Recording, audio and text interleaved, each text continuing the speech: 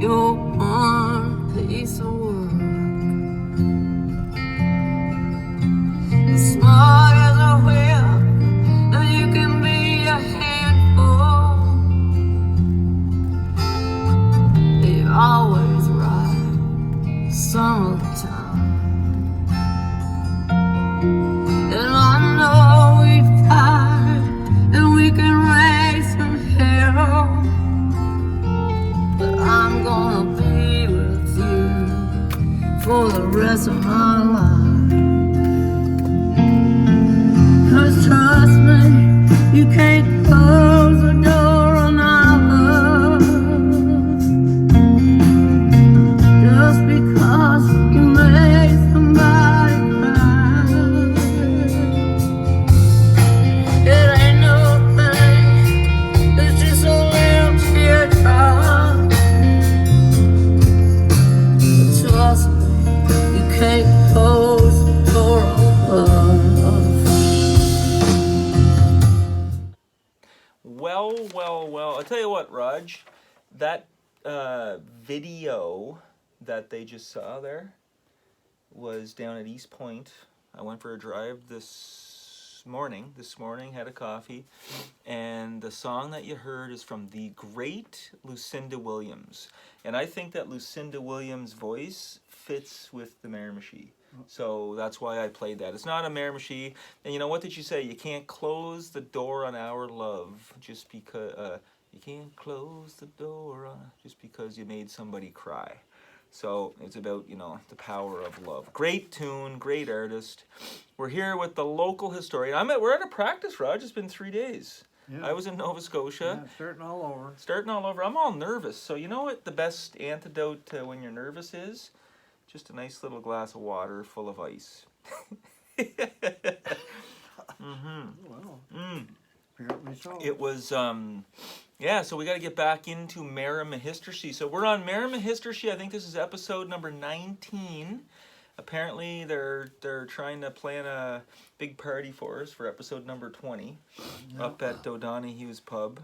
Well, like I told you before, it was 1996, so yeah. Oh my God, the stuff that happened that year there. Oh yeah, Raj got a lot from 1996. And we're not going to be showing in this episode anything about the Confederation Bridge going to PEI. And that was 1996.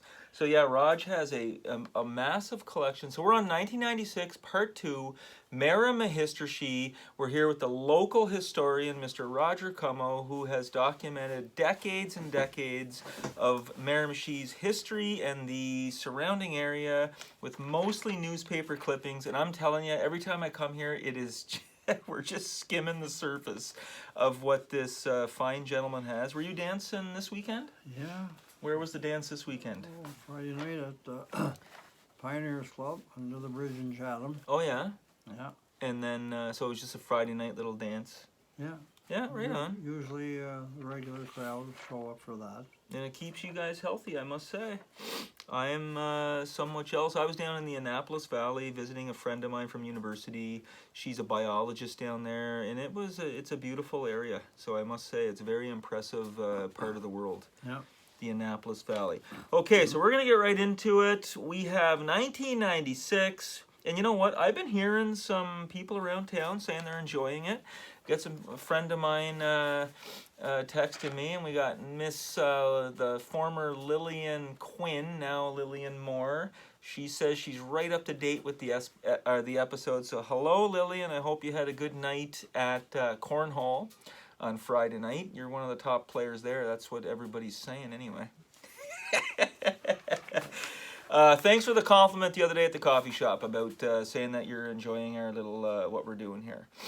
Okay, Raj, what are we starting with today? Oh, an advertisement here. An advertisement from the 1996 newspaper. It says, "Own a piece of history." And there is I see the Rocket Richard, I see Jean Beliveau, I see Guy Lafleur, of course. Those are probably the top 3 Montreal Canadiens. And this was a seat. So... when the forum, they're talking about owning a piece of history from the forum. From the forum. So the forum closed in 1996. It was open in 1924. A massive amount of hockey history went down in that building. I was lucky enough to see Wayne Gretzky play. You were lucky enough to see the second last game, I think it was, at the Forum. So this was a contest, and see those seats right there? So they auctioned off all of the seats. You could own an actual Forum seat, and Roger was not lucky enough to get that beautiful lower red color, and he was not lucky enough to win it, but he was lucky enough to have a wife at the time that decided to give him was it a birthday gift? Oh, Christmas. Or something like that. Yeah, Christmas. So the seat that he sits in right now for Mirami-histor-chi has his name on it. This is a Forum seat from 1996. Roger Como, number 4, row G, section 406. The logo up there, and there is a Montreal Forum seat, folks, from 1996. That is the year that we're doing. Isn't that a great gift? Can you make out the printing? Yeah, they showed that. Oh yeah, you can see that. And it has a nice cushioned seat. And what a great gift to receive. Wow. You must have been excited when you got that in the open up on Christmas morning. Oh. So that's how we open 1996, folks. This man sits in style. He eats every meal out of that seat. Everything he does has to do with that's where he does all his historical research out of that seat. Well, Yeah, right on. That's great, Raj. What a great way to start us off here. Start there, right? Yeah, Now we're going to take a little adventure down the lower part of Logieville. yeah, A little bit of history here from the J.D. Logie Farm right, on the other side of the Black Brook. right. And it's a deal with J.D.'s sister here, Ethel Logie, Okay, the last surviving. okay. So, person. so this lady right here, her name was Ethel Logie. And if you guys are ever driving down across Black Brook heading into Napa, and you'll see that beautiful farmhouse back there with a nice. Remember one day we were driving together. We were going up to Perry's or something. We saw some fawns in there. Oh, yeah. Yeah, it was a beautiful Oh, seat. So this woman right here, her name was Ethel Logie. She was the last woman to be living in that house. And she donated this beautiful stained glass window. And unfortunately, you know, it's not in color. But she donated that to the local Protestant church here in Logieville, the Knox United. And there's a great story. New window, part of Vibrant Church. And I was actually inside that church a couple of months ago. Yeah. A local guy, and yeah, he showed me inside. Beautiful work on the really ceiling. nice. Yep. A window will be there as long as the church stands. You can use the word eternal. That is a word from Ethel May Logie. This was from 1996. And what a great story, Raj, from a local newspaper to share. Yeah, so now we're going to travel across the river in Douglastown. Okay. And this is a brilliant man that can do a lot of different types of work. Okay. All about Hiram Baisley's. Okay. So Hiram Baisley, if any of you guys are wondering, he's on the South Napan Road, close to where the Napan School is, and that's where they have the new the Napan Fair. Napan Fair. So they have a new covered structure there where they do their.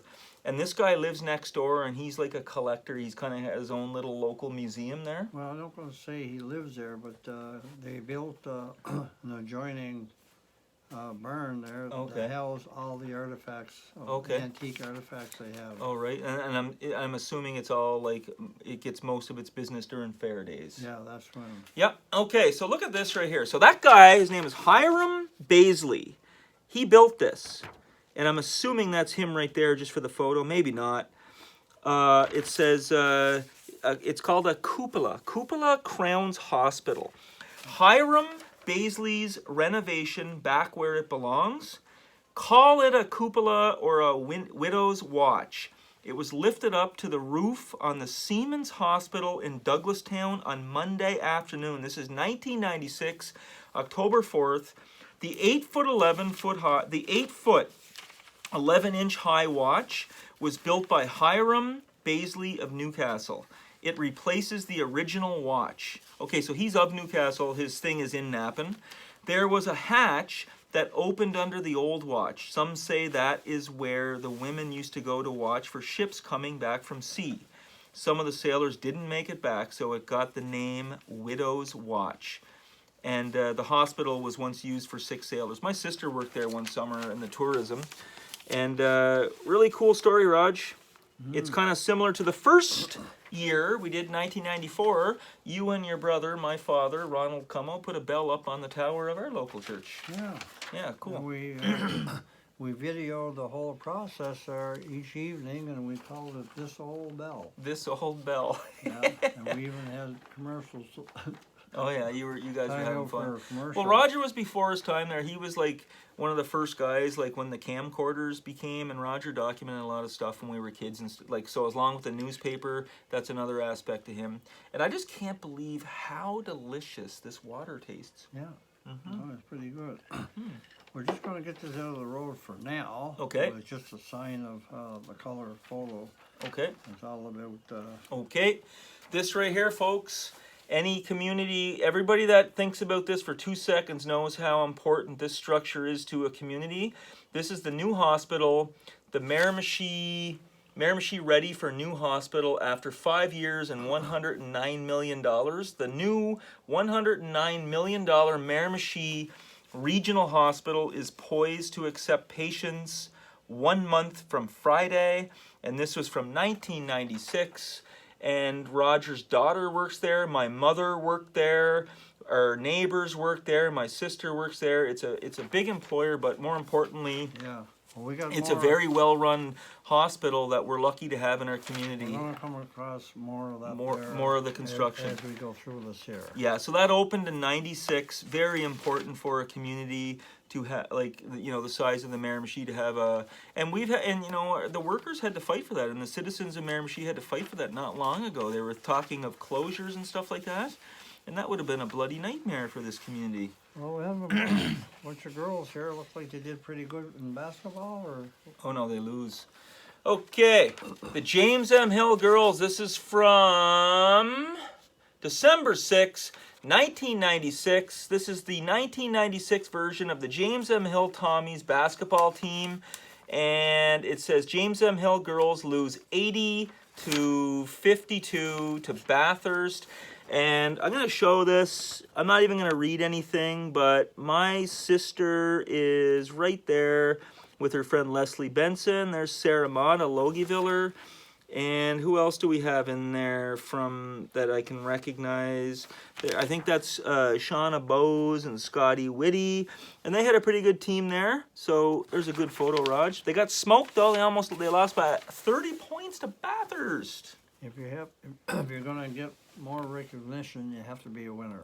You have to be a winner. That's it. We don't have any more on you girls. So maybe you could just deliberate a little bit here, Father and Mercer, how he had hardship there with... Okay. Okay, so it says... over here. This is okay. right here. Yeah. Okay. So it says, retired priest hosts tea before losing mansion. Okay? So there's a nice photo of Reverend Charles Mercereau welcomes Lieutenant Governor Margaret Norrie McCain and the public to an afternoon English tea at his mansion in Miramichi today. Lieutenant Governor Margaret Norrie McCain will be one of the last dignitaries Reverend Charles Mercereau will host at his governor's mansion. When she arrives there for a public tea this afternoon, Father Mercereau will lose the 3-story, 150-year-old home because he can't meet his tax obligations. He purchased the 24-room mansion, the former home of Lieutenant Governor J. Leonard O'Brien, in 1975, and since that time he has filled it with antiques and trinkets. And we call it the Governor's Mansion. It's in Nelson. Beautiful stretch of road there, like right near Beaubears Island along the water. Yeah. And that was the last. I don't know what's going on there now, so if anybody sees me out for a coffee and knows what's going on in the Governor's Mansion. Maybe you can mention right here. Okay. There's a photo of the mansion It's a beautiful property, a beautiful home. When it was built 150 or whatever, now it'd be like 175 or whatever years ago, they said it was one of the great homes in Canada at the time. It was, Canada was really young at that time. A fight between a local bed and breakfast owner and the province has caught the interest of CBC TV. A crew from Land and Sea, that's a program on CBC, was here in December to interview Father Charles Mercereau. The show was on February 7th. In September, Mercereau described how he lost his provincial bed and breakfast license after 20 years of operation. The doors of the 140-year-old B&B, the former home of New Brunswick Lieutenant Governor J. Leonard O'Brien, remain open because the building is also a licensed international hostel. And you know what, Raj? When I go home tonight, I'm going to get on the CBC archives and website, and I'm going to see if I can find that episode. Okay. Yeah, and then I'll be interested in doing that. So the old Governor's Mansion, that's another little building in Miramichi that I really and personally have not explored and I was not inside, but I know exactly where it is. My buddy lives right beside it. So you want to talk about Canada Days now? Oh, sure. Or some of the local... Sure. Well, this is just a, so Miramichi Canada Days, 1996. It was called Characters Incorporated and Miramichi Energy. So Characters Incorporated was, I think that was a provincial, like drama kind of club. Yeah. And they used to perform at the Miramichi Civic Center. And, we're going to show this because there's two people right in that photo that I recognize instantaneously, and that's the guy there sitting there. That's Jason Howe. He's now an English teacher up at James M. Hill. And beside him is Patty Burchell. And she was a beautiful singer, a beautiful woman, and a performing artist all through the Miramichi during her career. And they worked together in high school and after that. And it's, they were really good. So right on Jason and right on Patty. And here's another article here. It says, Characters Incorporated earns rave reviews. Miramichi performers earn praise. That's Heidi Malm. I'm going to show some photos. There's Jason Howe. There's Patty Burchell. Marcy Davis was also a beautiful singer at the time. I don't know where she is now. And then this guy here, Mark McRae, I never really knew him. So right on, it takes all sorts, and sometimes people tend to focus on, the mainstream, like hockey or whatever, and we forget to recognize how important the performing arts are. I know Marcy Davis comes from a musical family. She was an amazing singer, as was Patty Burchell, Jason Howe, Heidi Malm, and these are people that I wish I would have hung out with more in high school and recognized what they were doing. So I always said that. And that's what, hindsight's 20/20. We look back. And so good on them. I hope they're still going strong today. I hope they're still using their voices.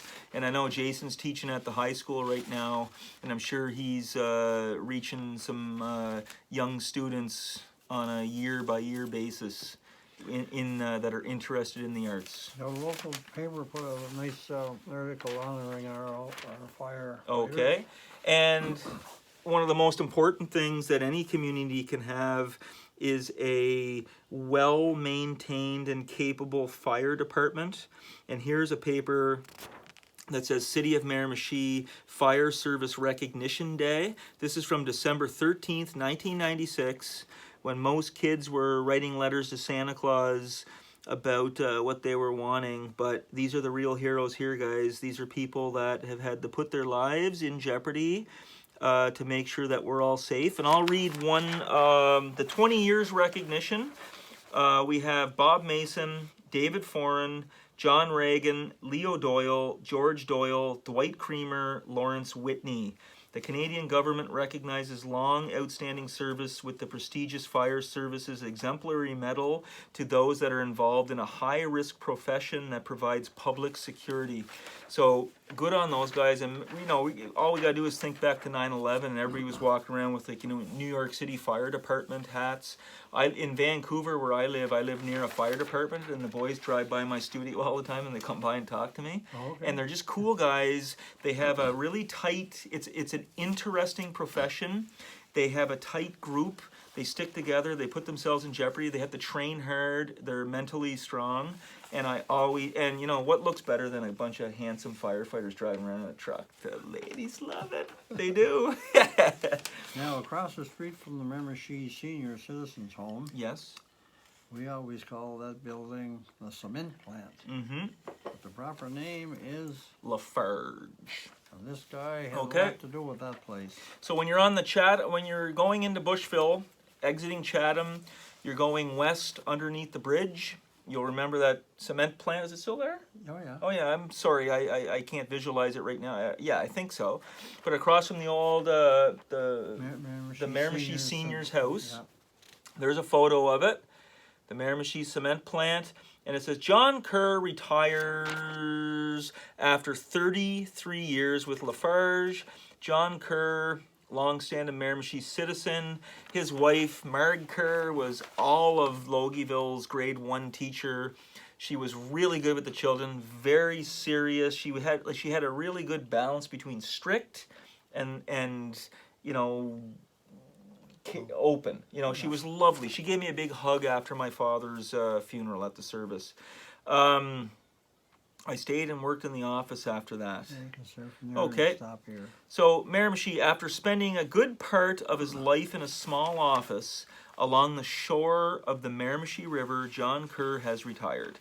Kerr worked with Lafarge Canada in Miramichi for 33 years. He retired on June 1st, 1996. It was 35 years to the day I started working for them in 61, Kerr said last week. When I was in high school, I worked in the plant wheeling cement. That's where I started. Then when I got on a full-time, they sent me in the office to work with Dad, J. Fraser Kerr. Dad went into politics and was elected as the MLA during the Louis Robichaud sweep, pre-1970. I stayed and worked in the office after that. Kerr was a long-serving elected member of the former District 10 school board. He served 22 consecutive years. He's a gentleman. He always was a very good community member. As I said, his wife was my grade 1 teacher. I only have fond memories of her. And great article, Raj. Thanks for sharing. Oh, yeah. I'm going to pass you that sheet where you can read the headline. Okay. It says, St. Michael's and Logieville schools are on the chopping block. That's what it says. These are elementary schools. Back in 96. This is 1996 when populations and the younger populations were shrinking. The numbers and the finances didn't make sense for them to keep things together. And there is a picture of the old St. Michael's Elementary School. That's on University Avenue up by NBCC, which is used now by NBCC. And there is a picture of the Logieville Elementary School. It was a 4-room school. And, you know, that right there, that's the north wall. That's looking, if you were standing in those windows right there, you'd be looking at the Miramichi River and out at the wharf. I have many fond memories at that school, Raj. And it's, you know, and when those schools closed in 96, those are big moments for a community.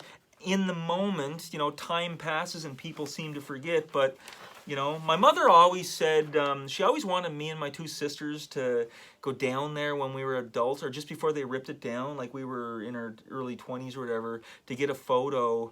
And Vicky was still in high school, actually. And we just kind of kept on not doing it. So I always regret not taking Mom up on that. So this year, those headlines came true. Yes. Both of these schools were On the chopping down, block. even though St. Michael's now is still being used again. Right.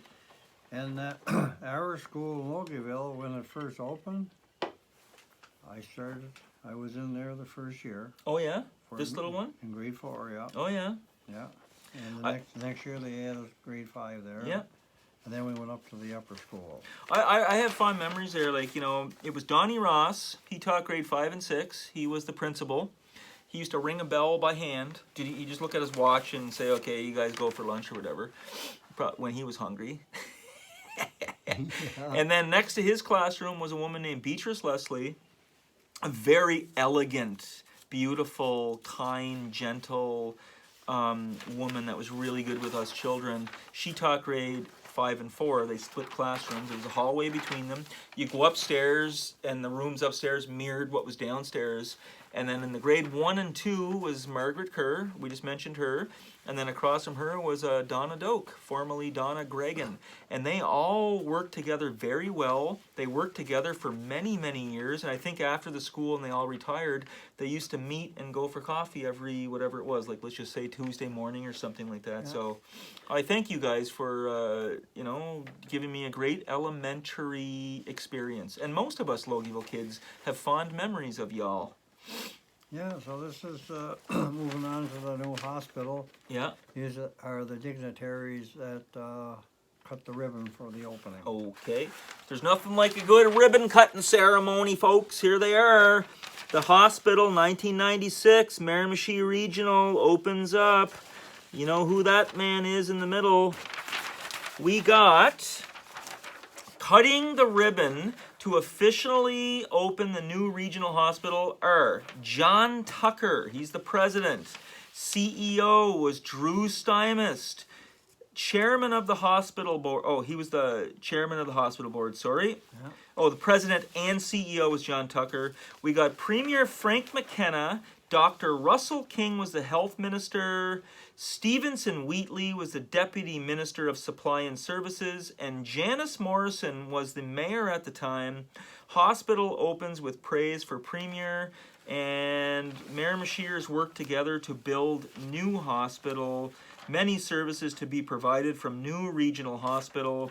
It employs many in our population, but more than that, it gives us a really, really excellent hospital to go to and to serve our community. So we're very, very lucky to have that, and our citizens work hard to keep it that way, and the employees there are really excellent. So our other hospitals have to close down. Oh, yeah. So we have a photo of the Newcastle Hospital and the one on this side. In Chatham, Hotel Du. And these are members of those hospital staff. So Okay, so Miramichi Hospital was Newcastle. Okay. on this side, Yeah, so Hotel Du was in Chatham. That was near the community college and where the Mount is right now, right in behind St. Michael's School, kind of, and near the exhibition grounds. And the Miramichi Hospital, which was in Newcastle. So they closed at the same time when the new hospital was ready. And I remember my mother worked at the Hotel Du. That's where she began her career. She has fond memories of that. I have fond memories of Dr. Norris after I broke my thumb. Okay, if you guys can hear this, just listen to this right here, okay? Everybody quiet. No, I can't do it. I'll remember.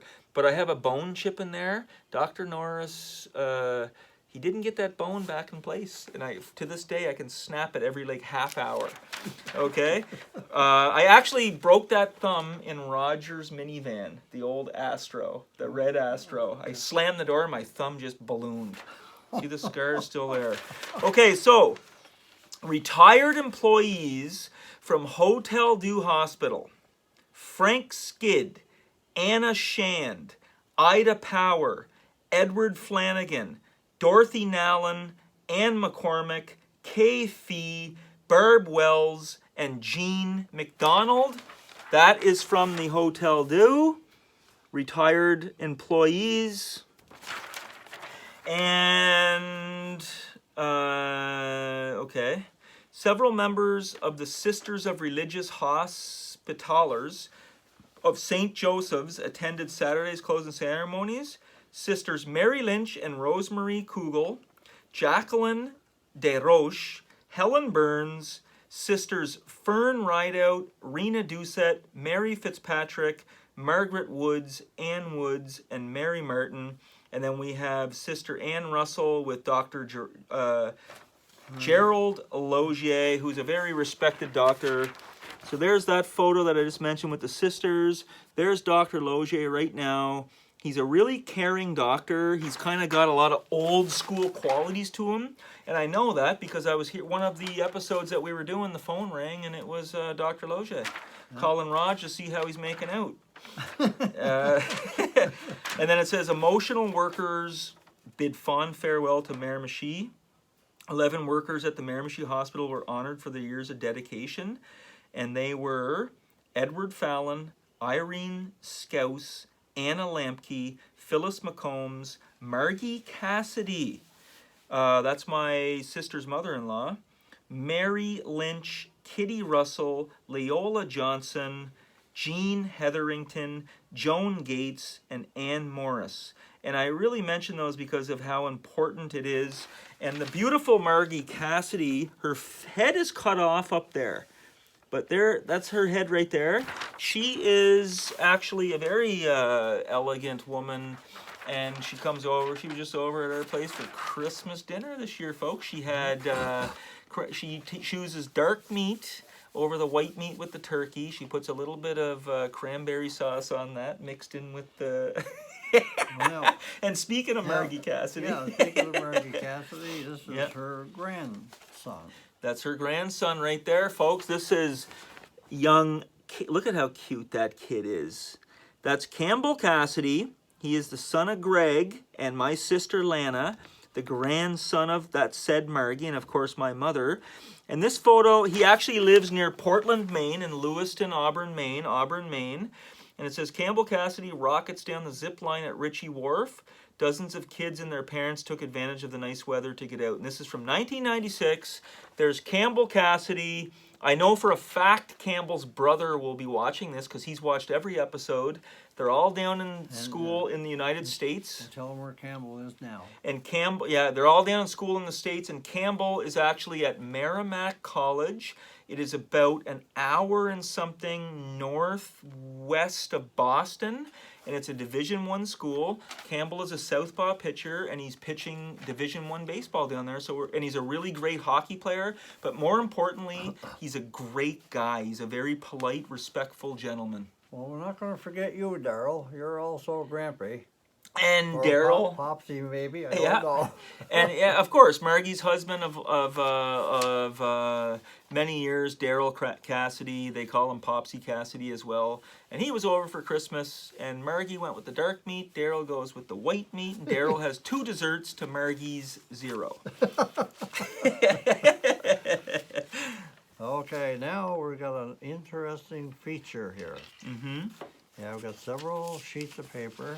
Yeah. See, you got them all ready.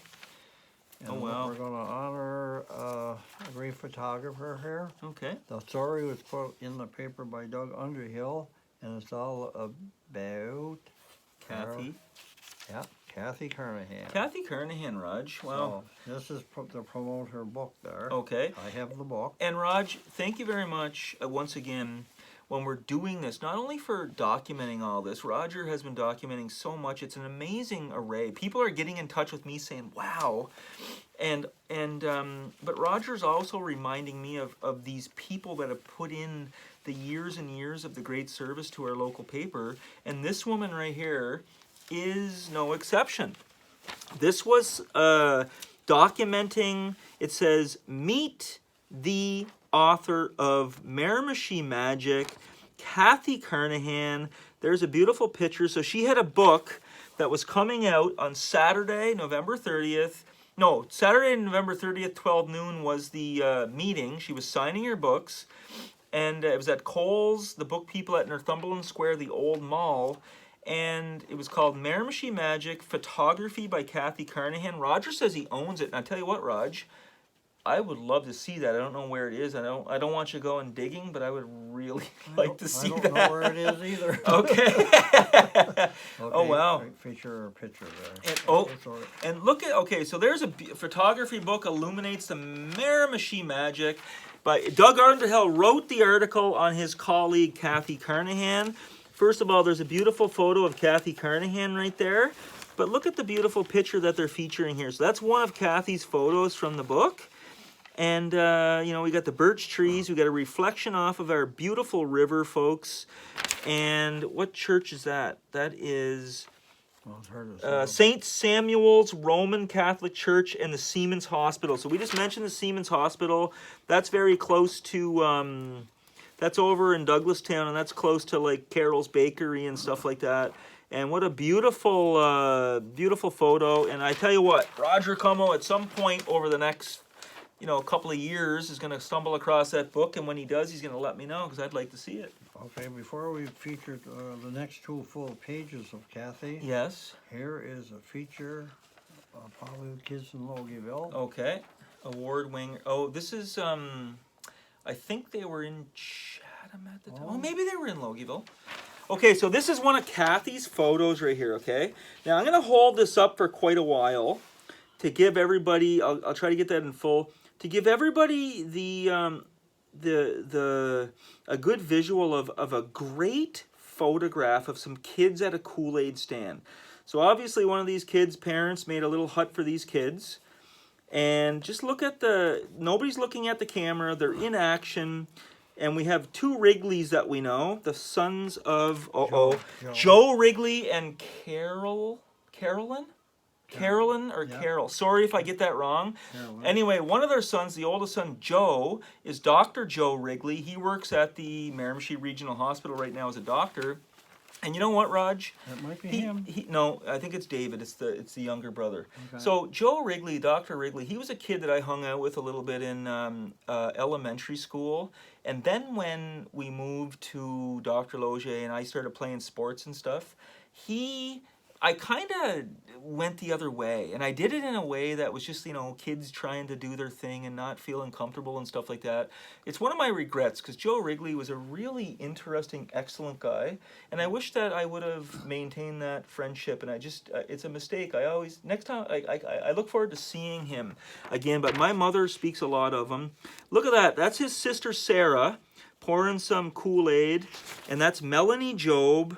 And it says Kool-Aid, 10 cents a glass, orange Kool-Aid, smile for a while. There's nothing better than kids doing a lemonade or a Kool-Aid stand. I just told Raj when I was in the Annapolis Valley at Martok Mountain, we were dropping off my friend's daughter to go skiing. There was a little lemonade stand, and I never pass a lemonade stand. That's one of my rules. It was really beautiful. Show her again and just show it. That's maple syrup. Okay, so once again, that photo was from Kathy Carnahan. This is all things Kathy Carnahan.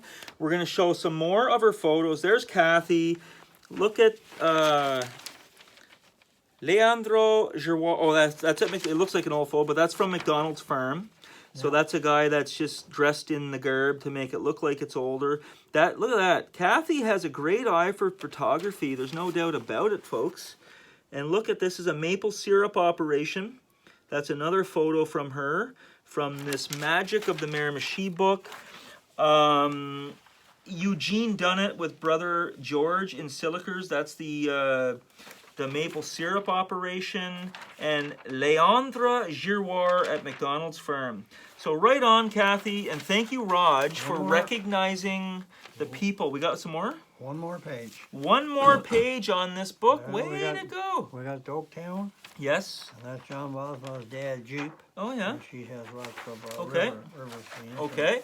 So here's a beautiful shot from Doketown, folks. Look at that shot. It looks like a little bit of either just a recent frost covering or a little snow dusting.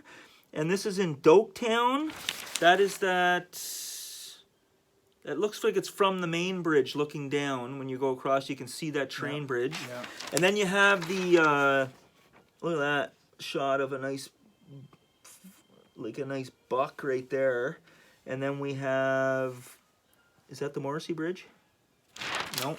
Yeah, the train bridge. That's the railway bridge by Derby Junction. Yeah. And then we have UJ Bosma at work baking in basement. And he goes by Jeep Bosma. Jeep Bosma, his son, John, is also a local historian and has written some books, and he's a real gentleman.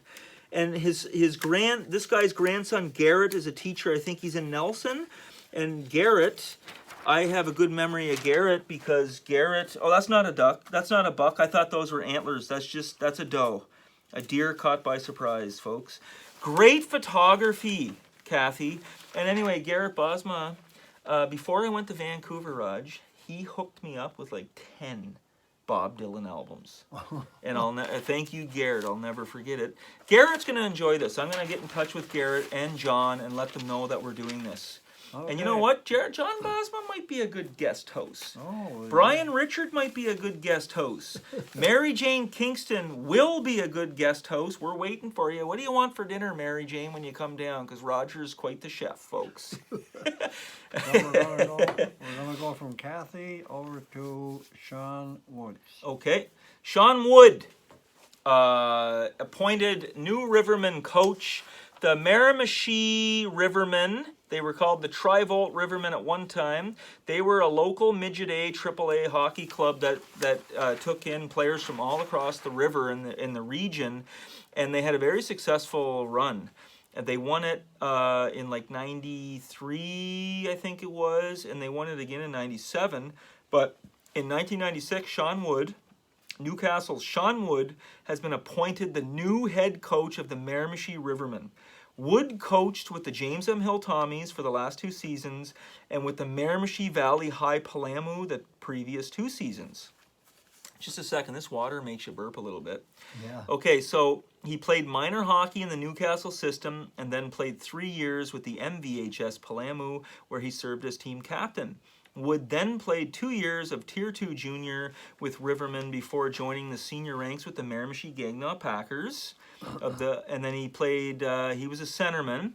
He also played senior with the Miramichi Moosehead Devils and the Miramichi Tim Horton Leafs for 3 years. He has a strong coaching background. He coached Newcastle Midgets in baseball, and he was a member of the James M. Hill teaching staff last year and will be assigned to District 16 this year. I might be wrong about this, but I think he's the principal at MVHS. And right on, he's a good friend of my brother-in-law, Greg Cassidy. So good work. And Sean Wood, so the years that he coached Josh, Roger's son, played 2 years with the Rivermen, and he was an excellent defenseman. And Sean was Josh's coach. Yeah.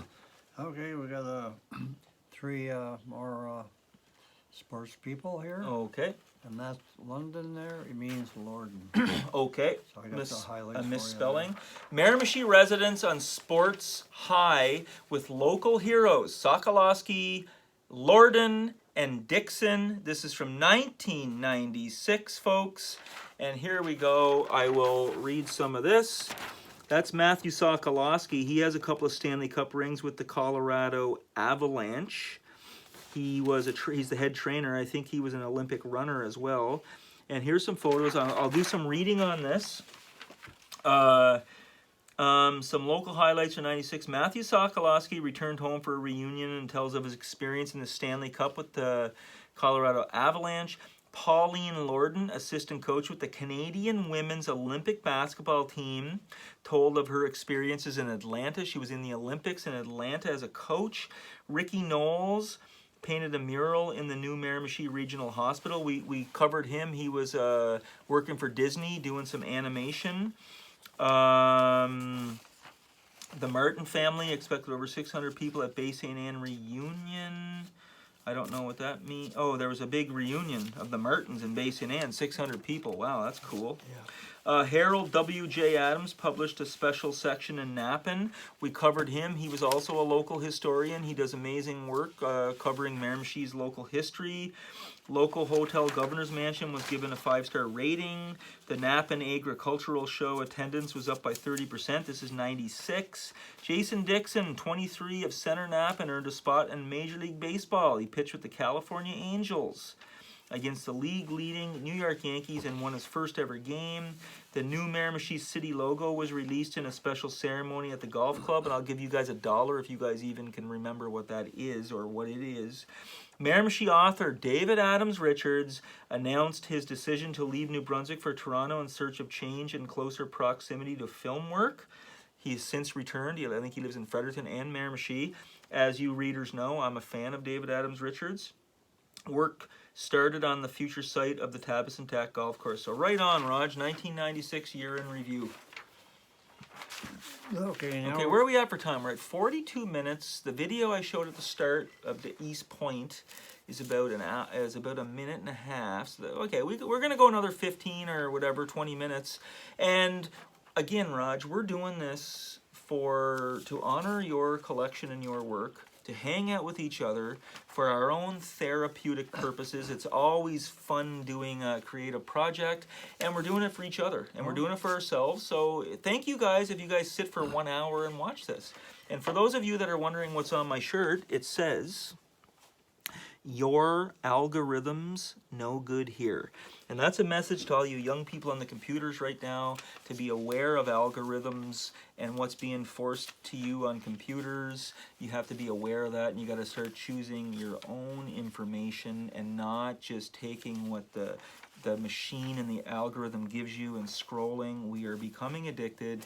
I don't want to be preaching here, but it's a true story. So be aware of the algorithm, folks. I'll tell you who's not addicted to algorithms. It's this man right here, Roger Como. He just wakes up and chops wood and goes dancing and No somersaults. no somersaults. Well, Susan Butler put an article in the paper back then, Mm-hmm. and she was shown high praise for Miramichi Energy. Oh, All wow. the children, the sings and dancing. Oh, okay. And then we'll show you some of the photos that made the paper of those kids. Okay. Miramichi Energy, so good. I've invited them to show. Those are words from the local legend, the folk musician Susan Butler. And Miramichi Energy was like a singing and kind of performing arts group in Miramichi here Oh, yes. for children. Okay, so Thursday evening, I was invited to hear Miramichi Energy in concert at James M. Hill Theatre. These are words from Susan Butler. She wrote this article. Yeah. I first saw this group in action shortly after they were organized a year ago. I knew then they had great potential, but Thursday night I was spellbound. These 36 young people from the ages of 12 to 15 were fantastic. Generally, with such a large group, you are bound to get a few who wish they were somewhere else than on stage. This was not the case with Miramichi Energy. Their adrenaline was pumping in fine form. The article goes on and on. She talks about Don Wrigley, Jim McDonald, Dale Whitty, and I see Jennifer Hallahan mentioned here, and Tom Coughlin. And, you know, thanks, Susan, for writing that article. And this is from 1996. And, you know, one thing that was not happening in 1996 was the smartphone and a bunch of children with their head down addicted to that. So they were out dancing, they were out performing. All their heads were up here. Oh, wow. Pre-photo before. Okay. This is the group of Miramichi Energy, a pre-photo, all 36 of the members, I'm assuming.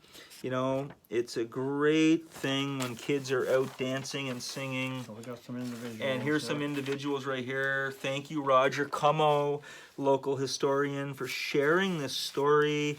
These are people right here. I'm sure everybody that was at these shows enjoyed it. Names on that are Miramichi Energy's version of the Supremes. Diana Ross was with the Supremes. So we got Krista Hansen, Stephanie Murdoch, she's at Annapan, and Brandy Mills singing Stop in the Name of Love. Diana Ross's beautiful vocals they were trying to emulate. They performed Thursday in the James M. Hill Theatre at 7 o'clock. Tickets were $5.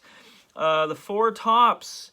This is another act, another Motown act that they were emulating. Andrew Petrie, Jonathan Walsh, Matthew Hutt, and Michael Gifford singing It's the Same Old Story, and we all know that song. Susan Butler was impressed, and when she's impressed, folks, that means something good was happening. These look like a little, here's some more Miramichi Energy performers. That's a beautiful photo of some nice, fine young Miramichi ladies in 1996. Their names read Christy Blackmore, Kelly McCarthy, Kelly King, Leslie McLaughlin, and Jennifer Trevors. The group is preparing itself for a concert to be held July 11th at 7 p.m. at the James M. Hill Auditorium. Right on, Roger Como. Do we have more here? Okay, these girls, there's no names here, but that's Okay, yeah. And here's some more photos from those shows. This is Miramichi Energy in 1996, and to be quite honest with you, Raj, I'm going to plead ignorance on this one. I don't know if this group still exists, how long it did exist for. If there's anybody out there that sees me at Yvonne's Gym or Creative Grounds or Calico Coffee or the Cove Mill or the Mill Cove Coffee, please let me know if they know anything about other performers included the Butler family, Jerry and Melissa Cormier, Melinda Murdoch, Kathy and Peter Daigle, and Connie and Paul, along with Miramichi Energy. That's from September 96. Right on, Raj. Oh, maybe a little shot here for Eric Godfrey. Oh, right on. This is a fellow Logieviller right here, folks. Fireman. Eric Godfrey, a fireman.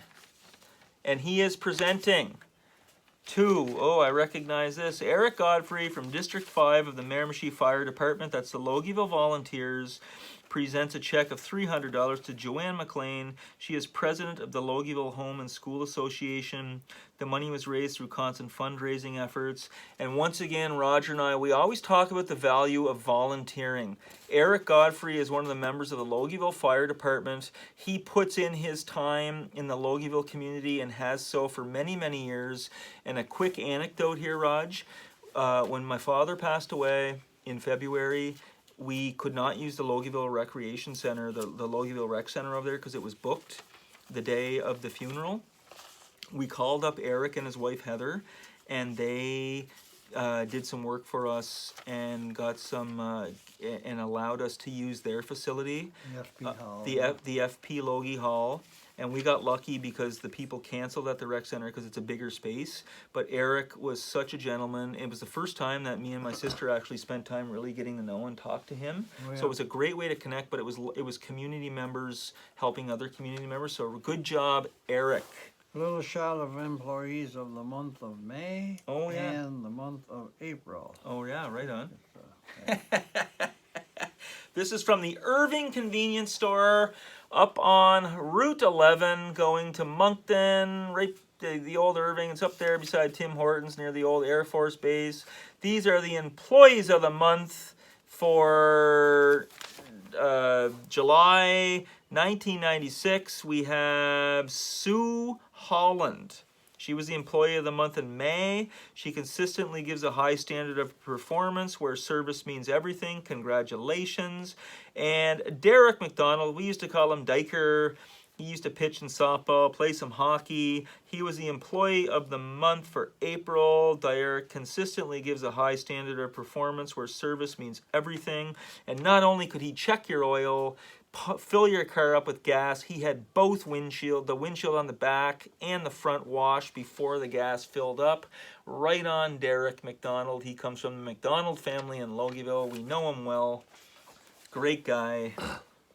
Oh, I think we might as well show this Oh, one right here. on.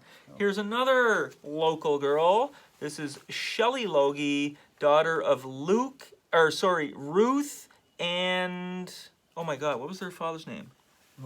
Roly Logie. And Ruth still driving bus. I remember they had a prom party there when Tammy graduated. They roasted a pig. It was a great time. Roland and Ruth Logie, they were farm people. They had animals. They were connected with the earth. Ruth Logie's a salt of the earther. You couldn't get a easier person to talk to. She's great. Yeah. Roland and Ruth Logie wish to congratulate their oldest daughter, Shelley, who received a Bachelor of Science degree in chemistry from Mount Allison University on May 13th, 1996. Congratulations, Shelley. She's living in Moncton with her husband, Mark Stymus, who we call Pud, who also helped coach my Bantam A team in the early 90s. Okay, this newspaper just featured 2 full pages of the work being done on the bypass. Okay. From up in Chatham Head Yeah. down to What, the air base. what route is that? Like, what number is that? That's so that if you're in Chatham, if you're coming off the highway, From Air there. Force Base, it connects through Chatham into Newcastle. It goes over that new Miramichi Up to Nelson. up there. to Nelson, yeah. So through Yeah, there. These are And this is some construction at the time. We got some, this is 96. This is when this was going down. I remember when this was being cleared. It just, you don't have to drive You don't have to drive like through Bushville and stuff like that. Road crews put the finishing touches on the bypass highway from the new Miramichi Bridge. The highway circles south of New Hospital and connects to Highway 11 by way of the airport. So like Fredericton to Moncton, it just makes it easier for people doing that route. And then here's another photo of that. Roger had, there was 2 photos in there. There it says slow. There is some more photos of construction. And there's only one thing wrong with this, Raj, as I mentioned to you earlier. Anytime there's a project on the Miramichi and we got a flagger kind of guy or or gal, and it's not Jay McCormick, there's something wrong. So it says paving crew. That was actually Mildred Sullivan of White Rapids near Chatham Tire. She was the sign, the flagger. I don't know what the proper terminology is. My apologies if I'm disrespecting there. Site of Youth Correction Center. So this is where the new Youth Correction Center is, right there. And that is all back there. And you know what? There was also a family friend that during the construction of that, and this is a sad story, one evening he went over where near the Harper Road is on a skidoo and ended up breaking his back and spent the rest of his time in a wheelchair. So a very sad story to Alcid Terrio, who was one of my dad's great friends and working buddies. We called him Pee-wee. So the same area that accident happened, this is a nice photo by our photographer Frank McFarland of the overpass at the Harper Road. Okay, so we're right where that accident happened, Harper Road, the overpass there. There's a construction photo of the dudes doing it. I see a guy with a skill saw, no safety glasses, probably not wearing ear protection, but hey, you know how it goes. The Mitchco has a contract to build this overpass near the highway, yep, Harper Road. So yeah, Raj, great photography. And when you drive through there, you can kind of see remnants of some boggy areas. You can see some old beaver action there. There's not much going on, but it does allow people that are going from Fredericton into the Moncton to bypass the Miramichi without getting caught in any, it just saves some time for sure. So we got 2 clippings here in regards to Wayne Cameron, and this one here is before he was doing well, and this one here is we got a dignitary here on this. Is that Tiger? Here. No, that's Macmillan. The mayor of Newcastle. Okay, so the Cameron Memorial Race set for August 5 at the Speedway. Wayne Cameron. Okay, so here's a photo of. And I'm going to have to, okay, Raj, so I get these articles a little bit blind, and we like it. That's what we're going for. Roger kind of has them prepared a little bit. The local historian, Roger Cummo, dancer extraordinaire, softball player, hockey player, horseshoes, builder, engineer, artist, all of those things. Father. Ernest McMillan presents Cameron with Sportsman of the Year Award. I don't know Wayne Cameron. Oh. So who's Wayne Cameron? He was a local, okay, so Sandra Cameron will drop the green flag to start the race honoring her late husband at the Miramichi City Speedway. Wayne Cameron, a well-known sports writer and promoter, will be remembered at the Speedway as the Speedway presents the Wayne Cameron Memorial. Okay, so he was a well-known sports writer and reporter. And then this is a picture of Wayne when he wasn't doing very well. And here it is. Wayne's in a wheelchair right there. Does he have a Leafs hat on? He does. Hockey, and then he is with arguably the greatest, most well-known goal scored in hockey history. I don't care where you're from. This is when Canada played Russia in 1972. Paul Henderson. Not only did he score the game winner in Game 8, he scored the game winner in Game 7 and the game winner in Game 6. People don't realize that. Hockey great Paul Henderson visits avid sportsman and newspaper columnist Wayne Cameron during a 1990 stop on the Miramichi. Cameron died 5 months after the photo was taken. And my apologies, Wayne, I didn't know, or to Wayne's family, I just didn't know, so now I do. And there's a great shot of Paul Henderson. Paul's a gentleman, and Paul said there's not a day goes by where he doesn't talk about that goal. And I'm a hockey historian fan, and guess what, Raj? I've watched all of those 8 games on tape in detail several times over. I'm infatuated with that series. So what a great honor to have Paul Henderson come and spend some time with a man that was on his last, he was nearing the end of his life. Well, this year is a pretty muddy scene when they started working on the Tabasentuck golf course. Okay, it might be mighty now, but just wait a while. There is some construction work on the Tabasentuck golf course, which, it is muddy there, which opened in 97 or 6 or 9 or something. Well, according to this here. Okay, 98. It looks more like a muddy playground than $1 million project right now, but in another year and a half, the new golf course in Tabasentuck should be a haven for golf lovers. So that's Article 1. The local historian, Roger Como, is covering everything. It opened in 98. That was a construction project. And, well, there it is. And we have a connection there because one of our sponsors here, Corey Wishart at Wishworks, at the Core Store, his dad was a part of this crew. These are the commission executives at the golf course: Benson Stymus, Edgar Doucette, Ron McKnight, Jean-Claude Robigeau, and Drew Stymus. And there's the foreman, Lucien Richardson.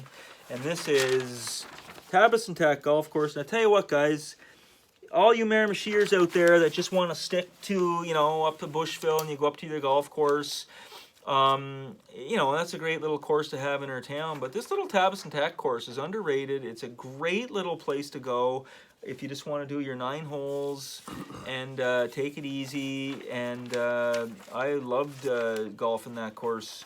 And then if you guys are interested in doing that, we will give you Laurie Wishart's address. He lives right next to it, and after your golf day, you can go and have breakfast or lunch, and his wife Irma will prepare that for you guys. Yeah. That's the main feature of this long page, but you might be able to just show his face here. Okay. Yeah, that's Al O'Neill. Okay. Al O'Neill from up. Look at from Nelson Way. Like the array that Roger has. A commemoration ceremony. This is an honorary of a man that served his country. His name is Al O'Neill. This reads, the St. Patrick's Boy Scout alumni will dedicate a monument in honor of their former Scoutmaster, Mr. Al O'Neill. Oh, I thought it was an Army uniform when I said, but he still served his country as a Boy Scoutmaster. A commemoration ceremony is scheduled on Friday the 12th, 6:30 p.m. Bicentennial Park, located adjacent to Nelson Rural School. And I'll tell you what, the Boy Scouts, it deserves so much credit. Look at what they're doing. And that's his wife. Okay. Here. And this is from Al O'Neill. This is a newspaper, local paper, covering a former Scoutmaster in commemoration of him. And when we find ourselves in society right now with this smartphone infatuation, kids are not being, and I'm not saying like an old man saying kids, like I understand it's all of our faults, but to have something like the Boy Scouts where, it's a very valuable thing to do. It's very underrated. It doesn't come across as like the cool thing, but it is the coolest thing. And many area scouts attended the ceremony. Mrs. O'Neill with former Nelson Scout and RCMP officer Kevin Kenna. And on his gravestone it says, A.E. O'Neill, one man who made a difference, dedicated 40 years service to over 700 youths of St. Patrick's Boy Scout movement. Thanks, Al. And this is from 1996. There is his wife right there. This is a great thing to honor. There is the commemoration stone right there. And I tell you what, people like this that are serving their communities 40 years, affecting youth, this is what I'm interested in my work. Roger's always done it through his life and just being who he is. I remember, Roger, you telling me when I was a kid, anytime there was like a local, a local kid maybe coming by and they looked like they weren't having the easiest of times, you always told me to give those kids attention. You treat them with respect. They will always return that respect to you. I've never forgot it. And I do that work, You know what? I kind of teared up a little bit as I was saying that, because it is important to me, because that's the work that I do in my life right now. And Roger was one of my influences, as I mentioned. So we're getting hard on time, and I always thank Roger, and I've always reminded you of that over the years, I think. Oh, yeah. I've always let you know about that. So I thank you for that. So we got enough, a minute or Oh, yeah. Well, I thought I want to say hi to Stephen Heckbert. So this is the way I'm going to say hi to Steve. So we'll start off with this ball team here. Okay. I know it's classic, might be reflecting off of that. Okay. Stephen Heckbert, local Logieville guy, creative. Okay. Look, okay, the reflection. I can take the plastic off. Maybe we take the plastic. Call it radio. Well, it's sticking. Oh, no. Yeah, it's sticking. Eh? It's sticking to it. It's okay. There we go. Well, there's still plastic on that one. Oh. Okay, anyway, I'll do okay here. Look at this photo of a bunch of kids from 1966. So we're doing 96, so this is a 30-year. We're going to feature an article from 96, but we're just showing this young man right here, okay? Stephen Heckbert. But any Miramichier will know who that is. That's John Hawkes. This is Frankie Carroll, father of Denise Craig, and I'm sorry, I don't know that other daughter's name right off by hand. But look at a photo of a bunch of kids playing baseball in 1966. They got their street clothes on. They're all smiling. They're all hungry for lunch. And it's a beautiful photo. So here's Stephen Heckbert, local Logieviller, plays music, was building things, had a windsurfing thing going on the raft race in 1983. He's an interesting human. Roger knows Stephen. He lives down close by here now. He comes back for the summer. So what's the article here? Just name off the names of the guys here. So in this photo from the 66 is it was the Chatham pickup players they called.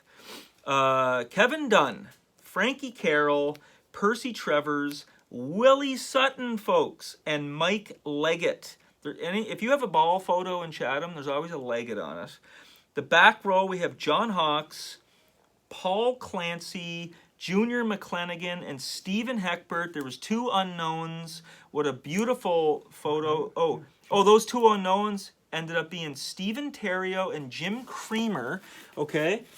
That is right there, and I'll tell you why. Because Roger, when he gets a photo and they have an unknown on it, this man cannot sleep at night. He will go 4 days without sleeping. He goes around the city and he finds out who those people were. I'm not even joking. I'm joking about the sleep, but he goes around and finds out who they are. And again, I've mentioned before, Roger, in his work, he goes to people's homes with this stuff. Everybody loves it. It's happening.